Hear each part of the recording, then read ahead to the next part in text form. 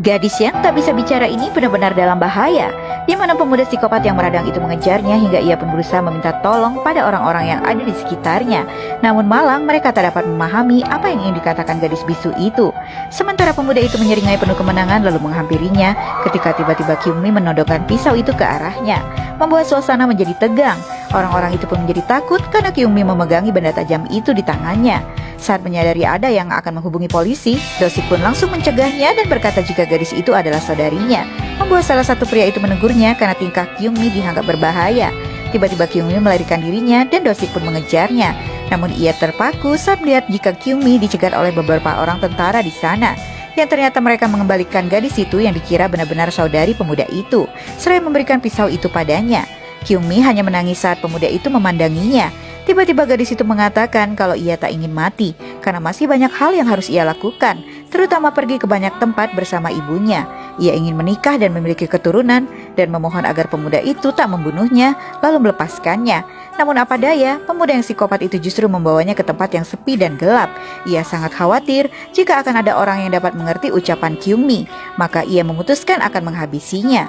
Namun seketika Kyungmi melihat sosok Jongtak yang berlari mencarinya, namun pemuda itu mengejeknya. Tapi tiba-tiba Jongtak muncul dan menghajar pemuda itu hingga terkapar, lalu bertanya apakah Kyungmi baik-baik saja. Namun tiba-tiba Dosik bangkit seraya mengeluarkan pisau lipatnya. Tapi Jongtak yang murka pun langsung menghajarnya bertubi-tubi. Namun pemuda itu terus melawan dan keduanya pun bergumul. Jongtak pun cukup kewalahan, namun akhirnya pemuda itu pun tak lagi bergerak. Jongtak menghampiri Kyungmi, namun gadis itu justru menanyakan adiknya Sojung dan ibunya. Pemuda itu mengatakan jika Sojung sudah dibawa ke rumah sakit dan ibunya sedang mencari dirinya, membuat Kyungmi merasa sangat lega dan bahagia. Namun ternyata pemuda itu tersadar dan menghantam kepala Jongtak dengan sebuah botol, lalu melemparnya dengan benda-benda yang ada di sana, lalu menendangnya. Kyungmi pun meraih pisau itu dan dengan berani gadis itu pun menodongkan pisau kecil itu membuat Dosik menyeringai. Tiba-tiba Jongtak bangkit dan meminta agar Kyungmi mundur. Seketika Dosik mengatakan kalau ia sudah berjanji pada dirinya setidaknya akan membunuh satu di antara mereka. Lalu bergegas pergi membuat Kyungmi dan Jongtak teringat akan ibu Kyungmi, di mana ternyata wanita itu sedang panik berlarian mencari di mana putrinya. Jongtak pun berusaha mencari wanita itu, termasuk Dosik yang juga memburunya. Tiba-tiba wanita itu terpaku demi melihat sosok pemuda psikopat itu sedang berjalan ke arahnya dan melihatnya. Pemuda itu pun mendekatinya, membuat lutut sang wanita terasa lemas dan tak dapat lagi berlari.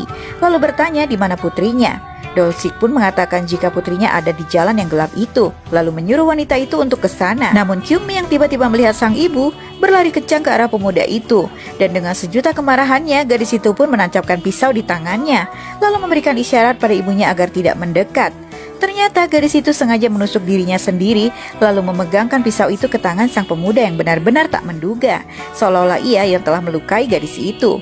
Sungguh pemberani gadis yang tak dapat bicara itu. Ia juga cerdas walaupun harus mengorbankan dirinya, agar orang-orang percaya jika pemuda licik itu memang telah melukainya. Dosik pun menjadi panik dan berkata jika bukan dirinya yang melukai gadis itu. Namun tentu saja orang-orang tak mempercayainya.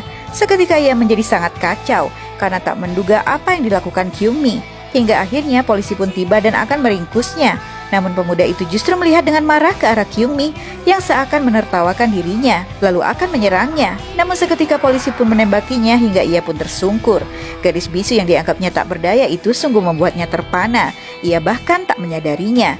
Saat ia kembali akan menyerangnya, tiba-tiba Jongtak muncul lalu menyergapnya hingga pemuda psikopat itu terhempas jatuh dan akhirnya benar-benar tewas. Kyungmi pun menarik nafas lega karena pemuda yang psikopat itu kini telah tiada. Dan cerita pun berakhir guys. Terima kasih sudah menonton. Jangan lupa untuk nonton terus review film seru lainnya di channel Bella Ocha.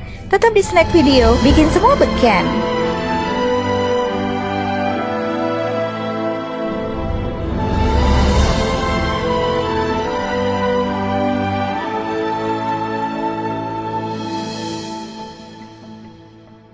初见若缱绻，誓言风吹云舒卷。